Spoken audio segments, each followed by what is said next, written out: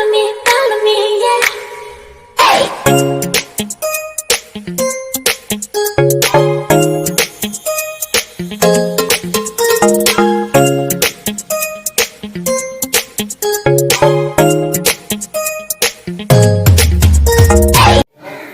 Welcome to my YouTube channel पुनर अन्य এটা ভিডিঅ'লৈ আপোনালোক সকলোকে স্বাগতম জনাইছো আৰু মই বৰ্তমান উপস্থিত আছো মালিগাঁও এটা খুবেই ধুনীয়া মন্দিৰত মই বৰ্তমান উপস্থিত আছো মন্দিৰটোৰ নামটো হৈছে চক্ৰেশ্বৰ ধাম হয়তো বহুতে আহিছে ইয়ালৈ মালিগাঁও কালীপুৰত আছে মন্দিৰটো খুবেই এটা ধুনীয়া মন্দিৰ ব্ৰহ্মপুত্ৰৰ পাৰত আছে মন্দিৰটো মই যিমানখিনি পাৰো আপোনালোকক দেখাবলৈ চেষ্টা কৰিছো আৰু মই মন্দিৰটোত উপস্থিত আছো খুবেই ধুনীয়া মন্দিৰ দেখিছে বহুত ভক্তৰ ভিৰ হৈছে এতিয়া মন্দিৰটো চাব আহে আচলতে যেটো সন্ধিয়া নামি আহিছে আৰু এইখিনি সময়ত খুবেই ধুনীয়া হৈ পৰে পৰিবেশটো চাবলৈ আপোনালোকক মই গোটেইখিনি দেখাই যাম গতিকে ভিডিঅ'টো চাই থাকিব আৰু ভাল পালে লাইক কমেন্ট আৰু শ্বেয়াৰ কৰিবলৈ নাপাহৰিব যেটো সঁচাকৈ খুবেই ধুনীয়া মন্দিৰ আপোনালোক যিসকল গুৱাহাটীৰ হয় তেওঁলোক যদি এতিয়ালৈকে অহা নাই আহিব আৰু যিসকল গুৱাহাটীৰ বাহিৰৰ তেওঁলোকো ইয়ালৈ গুৱাহাটীলৈ যদি ফুৰিবলৈ আহে তেনেহ'লে এবাৰলৈ হ'লেও ইয়ালৈ আহিব মন্দিৰটো দৰ্শন কৰিবৰ কাৰণে আহিব খুব ধুনীয়াকৈ ইয়াত সকলোবিলাক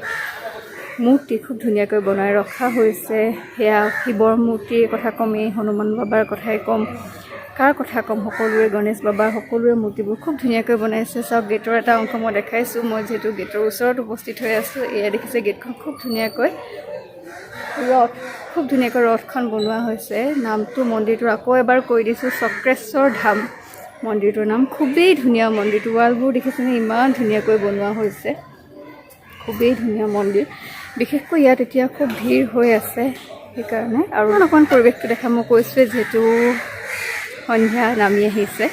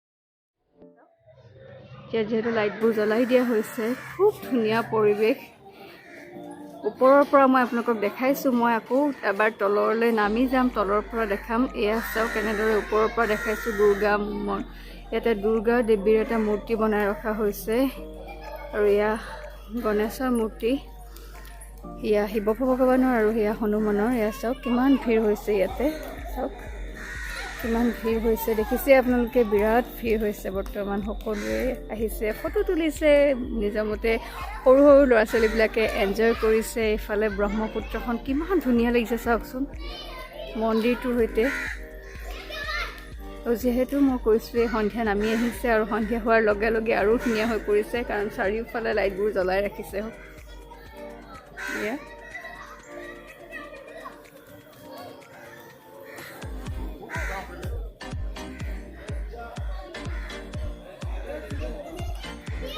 যেহেতু মই সন্মুখভাগ দেখালোৱে মন্দিৰৰ সন্মুখভাগ দেখালো আৰু এতিয়া মই চিৰিৰে তললৈ নামি আহিছো আৰু সেই অংশত দেখাম দেখিছে এই পিছফালে খুব ধুনীয়াকৈ গণেশ বাবা মূৰ্তি এটা বনাই ৰখা হৈছে ডাঙৰকে এয়া দেখিছে খুব ধুনীয়াকৈ বনাই ৰাখিছে আপোনালোকে খুব ধুনীয়া পৰিৱেশটো চাওক ইফালে গণেশ মূৰ্তিটো বনাই ৰাখিছে এইফালে এনেদৰে বহিব পাৰি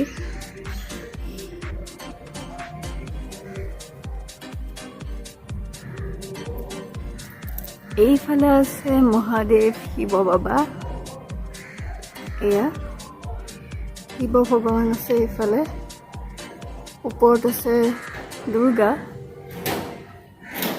খুব ধুনীয়াকৈ বনাইছে, দেখিছে খুব ধুনীয়া। এয়া দেখিছেই ধুনীয়াকৈ হনুমানৰ এটা মূৰ্তি বনাই ৰাখিছে তেওঁলোকে। এইফালে শিৱ বাবাৰ মূৰ্তি বনাই ৰাখিছে আৰু এয়া ওপৰৰ চাইডে এয়া দুৰ্গা দেৱীৰ মূৰ্তি বনাই ৰাখিছে। এইফালে মূৰ্তি হয়তো আছিলে, এইটো মন্দিৰটোৰ এটা অংশ, কিন্তু এইফালে কাৰ আছিলে আমি নেদেখিলোঁ, যিহেতু তলা লগাই দিছে। দেখাইছোঁ আপোনালোকক তলৰ পৰা অংশটো, আৰু মেইন মন্দিৰটোলৈ আপোনালোকক লৈ যাম মই দেখাবৰ কাৰণে। এইফালে পৰিৱেশটো চাওকচোন, কিমান ধুনীয়া পৰিৱেশ। ব্ৰহ্মপুত্ৰ এখন, ব্ৰহ্মপুত্ৰখন কি ধুনীয়া লাগিছে চাওক। আৰু যিহেতু ইলেকশ্যনৰ বতৰ সেইকাৰণে এইফালে বিজেপিৰ গান লগাই ৰাখিছে।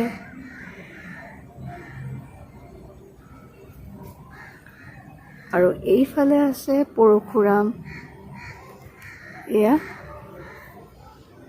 পৰশুৰামৰ মূৰ্তি বনাই ৰাখিছে এনেদৰে। আৰু লগতে আপোনালোকক দেখাম আটাইতকৈ মন্দিৰটোৰ ধুনীয়া যিটো অংশ, সেই অংশটো দেখাম। এয়া চাওক, এনেদৰে ব্ৰহ্মপুত্ৰৰ মাজত এয়া দেখিছে বিষ্ণু ভগৱানক বনাই ৰখা হৈছে।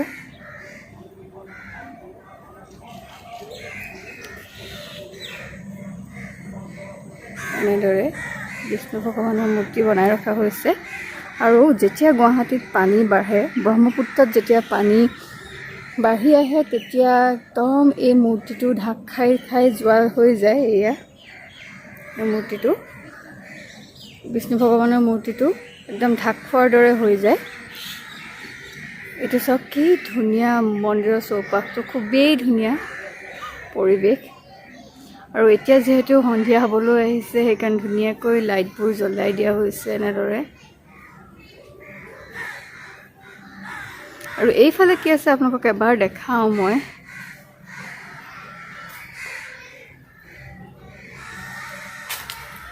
এইফালে আছে আৰু এটা মূৰ্তি।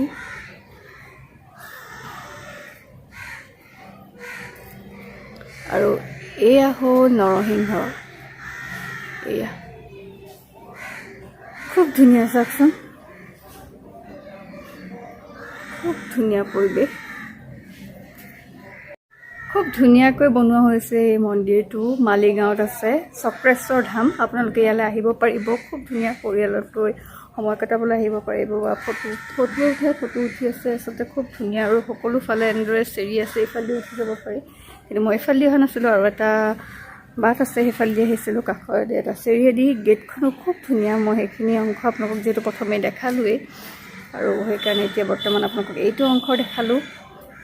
কেনেদৰে ইমান ধুনীয়াকৈ শিৱৰ মূৰ্তি, হনুমানৰ মূৰ্তি, গণেশ ভগৱানৰ মূৰ্তি, দুৰ্গা মাৰ মূৰ্তি সকলোবিলাক বনাই ৰাখিছে। খুব ধুনীয়াকৈ বনোৱা হৈছে। মালিগাঁৱত আছে, মালিগাঁৱৰ কালীপুৰ, তাতে ব্ৰহ্মপুত্ৰৰ কাষত খুব ধুনীয়াকৈ এই মন্দিৰটো বনাই ৰখা হৈছে। আৰু দেখিছে গল্ডেন, খুব ধুনীয়া মন্দিৰটো। আৰু ইয়াত এনেদৰে মানুহ আহি আছে। এয়া আজিৰ ভিডিঅ'টি ইমানেই। মই আপোনালোকক মন্দিৰৰ কিছু পৰিৱেশ দেখালোঁ। এটা খুবেই ধুনীয়া মন্দিৰ, চক্ৰেশ্বৰ ধাম। আপোনালোকো আহিব পাৰিব ইয়ালৈ, খুবেই ধুনীয়া পৰিৱেশ মালিগাঁও। কাৰণ গুৱাহাটীৰ যিসকল, তেওঁলোকৰ কাৰণেতো বহুতেই ইজি আহিবৰ কাৰণে। আৰু যিসকল গুৱাহাটীৰ বাহিৰৰ, তেওঁলোকেও গুৱাহাটীলৈ আহিলে মালিগাঁৱত এবাৰ মন্দিৰটো চাবলৈ আহিব। কামাখ্যা চাব আহিলেও আহিব পাৰিব। খুবেই সঁচাকৈ ধুনীয়া মন্দিৰটো। আৰু আজিৰ ভিডিঅ'টি ভাল পালে লাইক, কমেণ্ট, শ্বেয়াৰ আৰু ছাবস্ক্ৰাইব কৰিবলৈ নাপাহৰিব। আৰু অতি সোনকালে মই আৰু ধুনীয়া ধুনীয়া ভিডিঅ' লৈ আপোনালোকৰ ওচৰলৈ আহিম। ধন্যবাদ।